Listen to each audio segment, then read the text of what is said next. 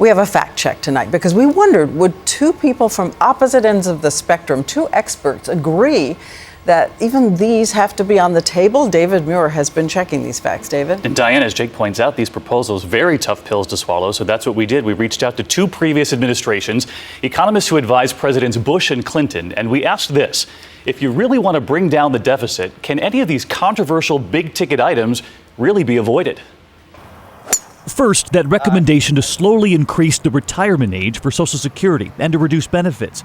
As unpopular as that might seem, we asked, is there any way to avoid changes to Social Security and still cut the deficit? No, Social Security is part of the problem and it has to be addressed. Economist Gregory Mankiw advised President Bush, and he said quite simply today that this bipartisan proposal makes sense. And so did Jeff Frankel, who held the same job in the Clinton administration. It's just we can't afford it. Economists say, look at the pie chart, at our spending, Social Security, and then Medicare, a bite as big and growing. Today, that bold call to limit the annual increases in Medicare, and we wondered, is there any way to avoid it? Can Medicare be left untouched and still rein in this deficit? Oh no, Medicare is part of the problem, and indeed a bigger part of the problem than Social Security. An even bigger problem, he says, because of the aging baby boomers.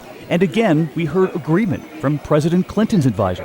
There is no way to rein in the deficit without slowing the rate of growth of Medicare spending. And back to the chart, look at defense spending next. Considered untouchable by many. So again, we asked both sides, do you have to cut defense spending to bring down the deficit? Both said yes. The first things we should look at, we shouldn't buy anything that the Defense Department doesn't want. We spend money on weapon systems that the Pentagon doesn't want.